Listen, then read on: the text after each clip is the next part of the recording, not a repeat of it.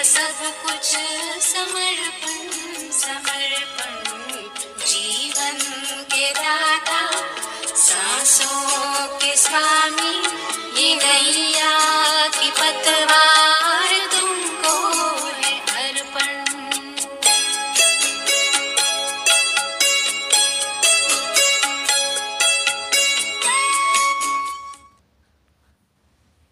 ओम शांति।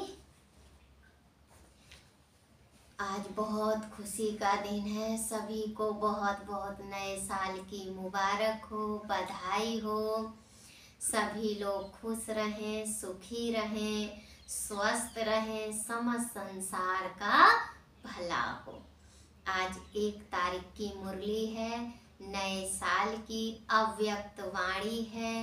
बाबा ने कहा अव्यक्त वर्ष में लक्ष्य और लक्षण को समान बनाओ, कि जो परमात्मा ने हमें लक्ष्य दिया है कि बच्चे तुम्हें मनुष्य से देवता बनना है, तो देवताओं में क्या क्या गुण होते हैं वो हमें नई साल पे धारण करना है।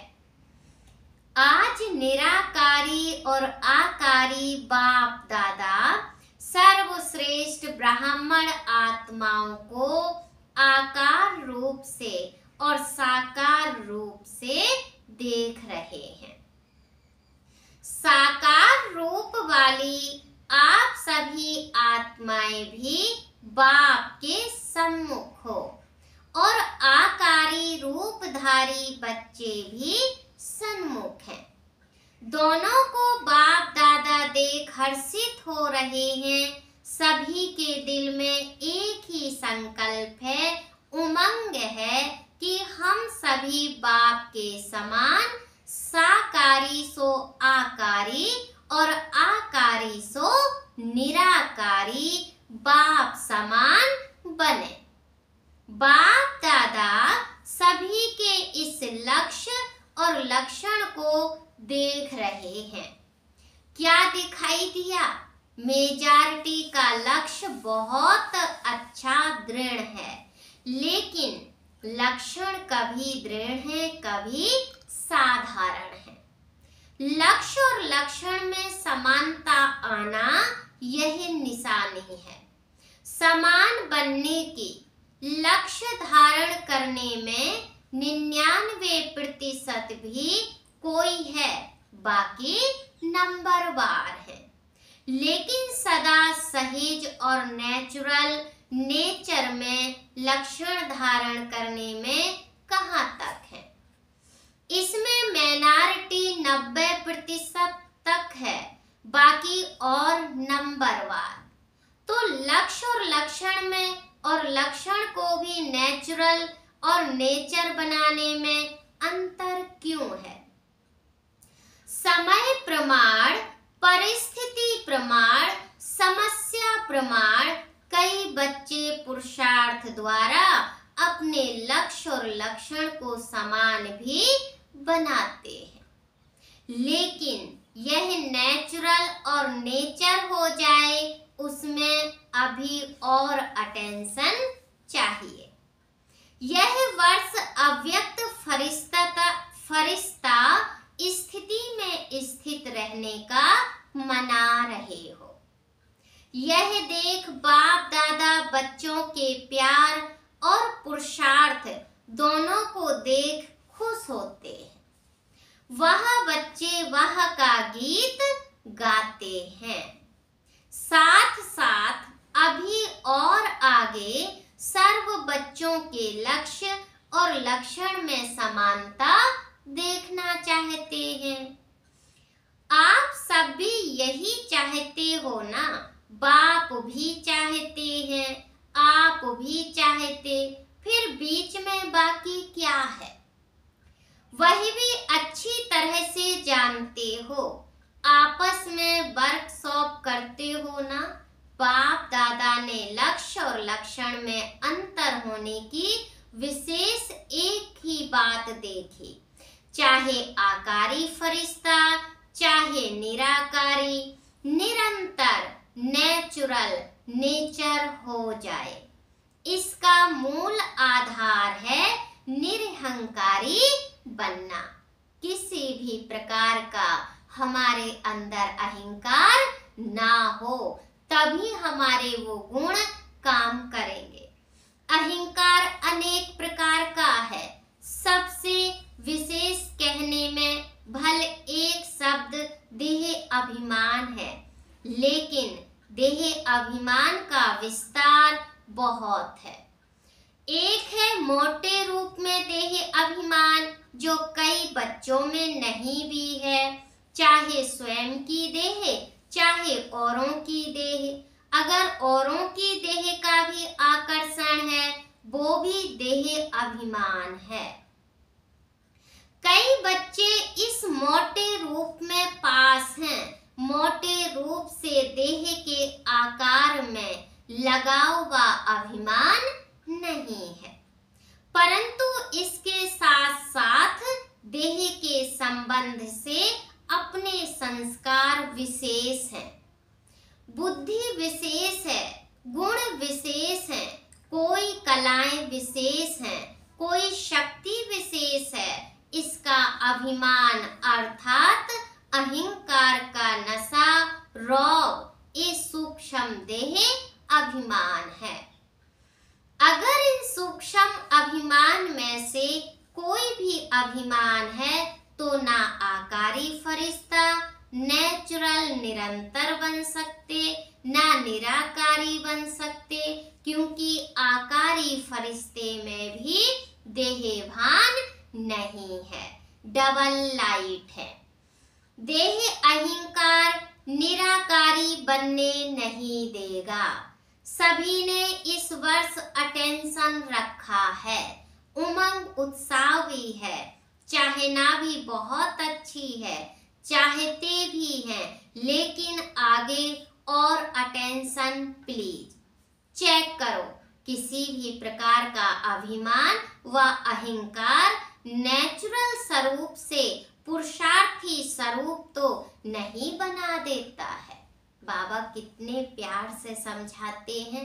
और अहंकार भी क्यों रखना, क्योंकि एक दिन तो पता है ना, हमारी एक सुंदर यात्रा भी होनी है, यानी कि ये देह रूपी वस्त्र को भी छोड़ना है। जब वस्त्र छोड़ेंगे तो आत्मा कितनी पावरफुल होगी, कितनी खूबसूरत होगी। हमारे पहले जो संस्कृति में थी कि देखो स्नान गंगा जल से होता था, यानी कि जी जड़ी बूटी उस जल में आती थी, तो स्नान करने से कोई भी रोग कोई भी बीमारी नहीं होती थी। और आज के टाइम में इस शरीर को सजाने के लिए कितने प्रकार के केमिकल निकले हैं, जैसे कि साबुन है, क्रीम है, पता नहीं क्या क्या निकला है। लेकिन सच में श्रृंगार तो आत्मा का ही खूबसूरत है। और जब आत्मा का श्रृंगार होता है, तो जिसको आत्मा का ज्ञान है, तो उसे ना श्रृंगार करने की जरूरत है और ना उसे अहंकार करने की जरूरत है। बाबा ने कहा कोई भी सूक्ष्म अभिमान अंश रूप में भी रहा हुआ तो नहीं है, जो समय प्रमाण और कहाँ सेवा प्रमाण भी इमर्ज हो जाता है, क्योंकि अंश मात्र ही समय पर धोखा देने वाला है। इसीलिए इस वर्ष में जो लक्ष्य रखा है, बाप दादा यही चाहते कि लक्ष्य संपन्न होना ही है। चलते चलते कोई विशेष स्थूल रूप में उस दिन उस समय कोई भूल भी नहीं करते हो, लेकिन कभी कभी ये अनुभव करते हो ना कि आज व अभी ना मालूम क्या हो, जो ऐसी खुशी होनी चाहिए वैसे नहीं है ना मालूम। आज अकेलापन व निराशा व व्यर्थ संकल्पों का अचानक तूफान क्यों आ रहा है। कहते ना पता क्या हो जाए, तो ऐसे भी संकल्प नहीं होना चाहिए। अमृत वेले भी किया क्लास, अमृत बेला भी किया, क्लास भी किया, सेवा भी, जॉब भी किया, परंतु ये क्यों हो रहा है। होता है? मोटे रूप को तो चेक कर लेते हो और उसमें समझते हो कि कोई गलती नहीं हुई, लेकिन सूक्ष्म अभिमान के स्वरूप का अंश सूक्ष्म में प्रकट होता है। इसीलिए कोई भी काम में दिल नहीं लगेगी, वैराग उदास उदास फील होगा, या तो सोचेंगे कोई एकांत के स्थान पर चले जाएं, या सोचेंगे सो जाएं, रेस्ट में चले जाएं। जैसे हमारे संकल्प चलते हैं, जब हम परेशान होने लगते तो बाबा कहते हैं, कोई तो सोचता हम रेस्ट कर लें, आराम कर लें, कोई कहता है हम अकेले हो जाएं, कोई कहता हम बाहर चले जाएं। तो बाबा ने कहा ऐसा कुछ भी नहीं, अपने घर में रहें, अपने परिवार में रहें और शिव बाबा को याद करते रहें। बाबा ने कहा इस वर्ष में मन और बुद्धि को बिल्कुल व्यर्थ से फ्री करो। ये जो नया साल अब आया है, तो बाबा ने कहा इसमें कोई भी व्यर्थ ना हो, सब कुछ खत्म कर दो। यही फास्ट गति को साधारण गति में ले आती है। इसीलिए समाप्ति समारोह करो, अर्थात स्वाहा करो।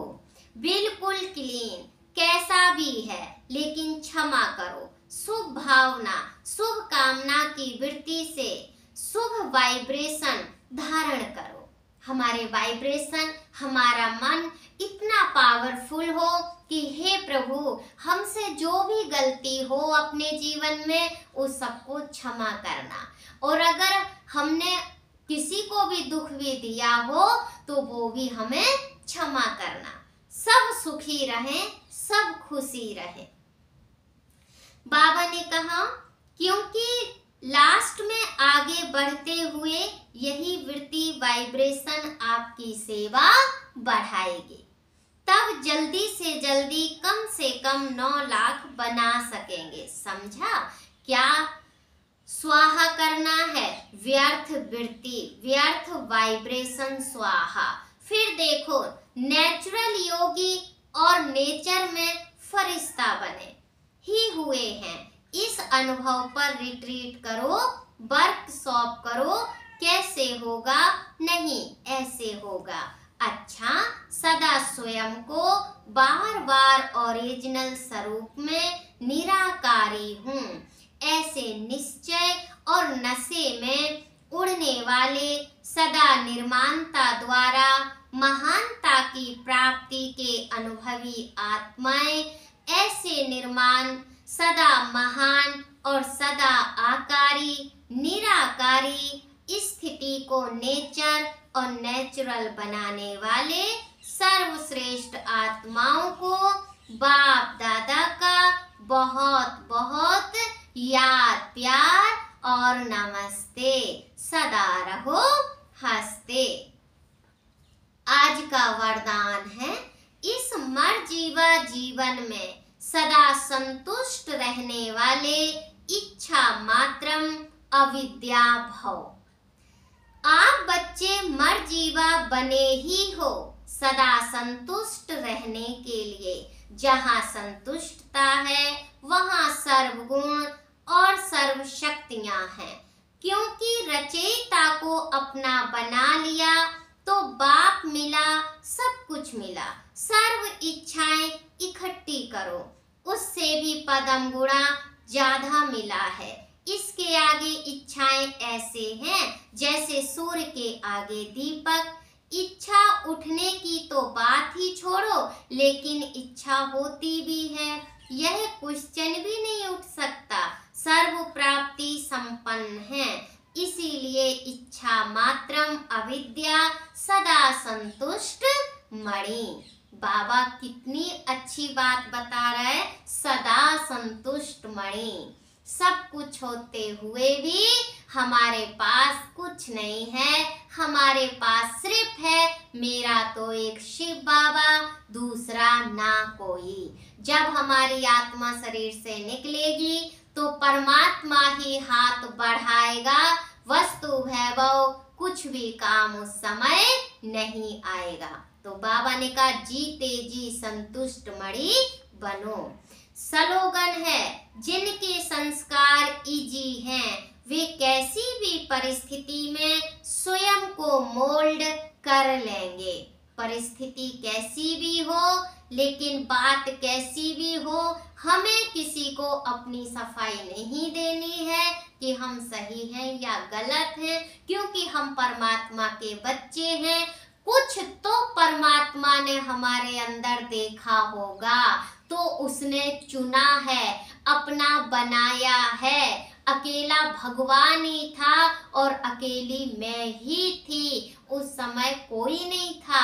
जब परमात्मा ने हाथ पकड़ा है तो हम परमात्मा का ही हाथ पकड़ के पूरा जीवन व्यतीत कर देंगे। ना हमें परिस्थिति डरा सकती और ना हमें कोई बातें डरा सकती, ना उन बातों का हमारे ऊपर असर होता है, क्योंकि हमारे ऊपर असर जो हुआ है वो परमात्मा शक्ति का हो चुका है। सभी को प्रणाम। ओम शांति।